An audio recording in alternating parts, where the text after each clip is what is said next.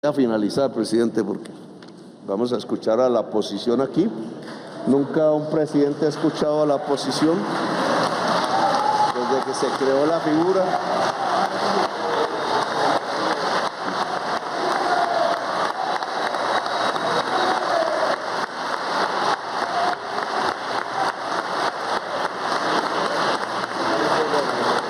Notiparaco, para colombianos de bien. Llamalo, estoy oyendo esos hijueputas. Bienvenidos a Notiparaco, noticias para colombianos de bien y para gonorreas claramente también. Este Notiparaco, emisión especial del Día de la Independencia en Colombia, que se celebró este 20 de julio. ¿Y por qué es especial? Porque es la primera vez que se celebra con un presidente que no es de derecha. Entonces toca decirlo. Entonces toca repetirlo y entonces toca hacérselo saber a más de uno que piensa que está viviendo en una dictadura que comenzó hace 11 meses cuando Gustavo Petro se posesionó el 7 de agosto del año pasado. ¿Qué pasó el día de la independencia de Colombia del 2023? Pues aquí les vamos a decir en Notiparaco. ¿Qué pasó? ¿Qué no pasó también? Lo bueno, lo malo, lo feo, lo corrupto, lo perverso, lo horrible y lo chistoso, porque este país es un sancocho que da para todo. Y empezamos como empezó el día, con los medios de comunicación diciéndole al mundo entero que este era el peor día de la independencia en Colombia, que a la gente ya no se le veía patriotismo, que la gente no quería salir a ver la marcha porque sentían que el país había sido abandonado y la libertad, la justicia y el orden son valores que se han perdido y que aquí reina el comunismo y el castrochavismo. Hay que decir que el presidente Gustavo Petro se fue a celebrar el día con los isleños en San Andrés, que allá, como lo prometió gracias al fallo de La Haya,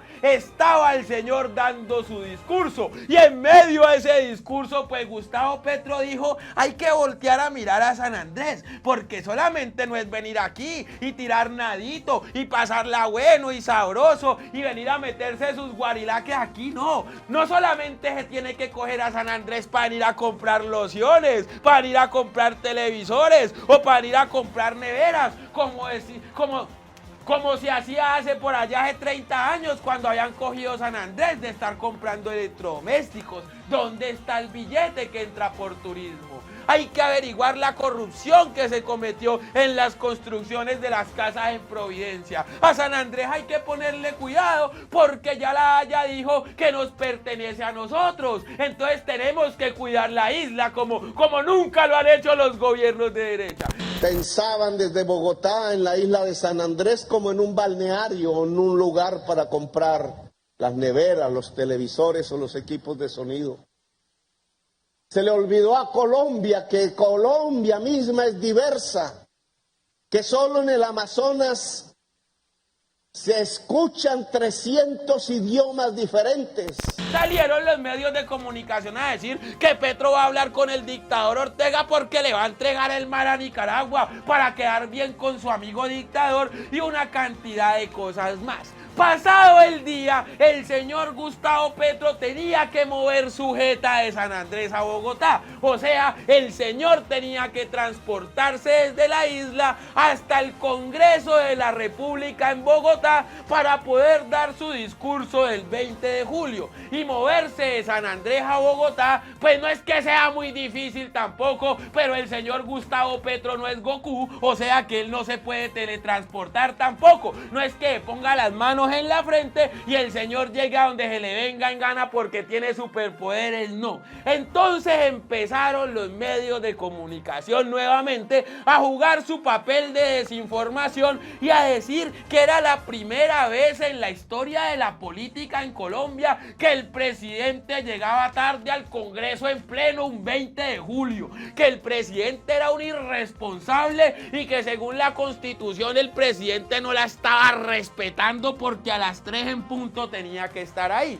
todo el Congreso en pleno. Se suponía que iba a estar a las 3 en punto, pero sabemos que este es el país en donde todo el mundo llega tarde, incluyendo al mismo presidente. Aquí tampoco es que vamos a decir que está muy bien que Petro llegue tarde, no, mijo, el señor llega tarde, quién sabe por qué, y toca aguantarse el vendaval de noticias que sale en Revista Semana y en RCN. Con el Congreso en pleno y ya siendo las 4 de la tarde, ya don Gustavo Goku Kakaroto Petro Urrego había llegado como por arte de teletransportación al Congreso de la República y estaba listo para mandarse su discurso que tiene que dar el presidente el 20 de julio, día de la independencia de Colombia. Entonces las tribunas estaban acomodadas. Por un lado el partido de bancada del Pacto Histórico, incluyendo al lado de ahí enseguidita el Partido Verde, que es partido de bancada, pero que es una melcocha y horrible que uno ni sabe al final qué viene siendo. Y por otro lado estaba el Centro Democrático, Cambio Radical, el Partido Liberal y el Partido Conservador, que son partidos que todo el mundo sabe muy bien que defienden el neoliberalismo y la derecha de este país a costa de lo que sea. Don Gustavín Pingüín se gastó un discurso de por lo menos casi 2 horas, porque este berraco cuando le pican la lengua no cierra la jeta nunca, y está muy bien que lo haga, porque no lee, porque tiene todo en su cabeza y porque dejó claro lo que es el panorama de acuerdo a las reformas y la agenda política para Colombia en estos 3 años que quedan. El señor no titubeó, no señor, el señor dijo las cosas que había que hacer, y para los que decían que es que este señor no escuchaba, que es que no invita al diálogo, invitó a todos los partidos de gobierno al diálogo para poder llevar a cabo las reformas. También dejó claro que Colombia atraviesa por un momento en el que tiene que hacer una agenda conforme al cambio climático, y hasta ahí pues todo muy bien. Cualquier país decente diría tenemos presidente, porque hay que decir que el señor Gustavo Petro está lleno de errores, que el señor Gustavo Petro la caga también, pero si algo también tenemos que dejar claro es que este señor tiene el país en la cabeza y sabe muy bien qué es lo que tiene que hacer, por lo menos en la teoría catedrática que dan sus discursos.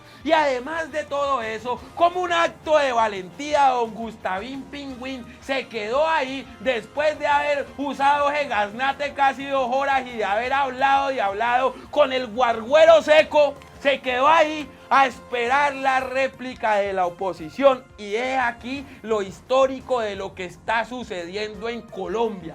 Primera vez que un presidente se queda a escuchar a la oposición con el Congreso en pleno. Es la primera vez que la oposición se puede desahogar con el comandante en jefe de la fuerza militar en Colombia, o sea, el señor Gustavo Petro. Salió por allá David Luna a dar una cátedra de moral, a dar una cátedra de estadística y a decirle al señor Petro cómo tenía que gobernar. Sí, señor, el mismo David Luna, que es cercano a clanes como el clan Géneco y el clan Char, que es cercano a Cambio Radical, el partido más corrupto de Colombia, y que también es cercano al Centro Democrático, o sea que este señor de moral no puede hablar.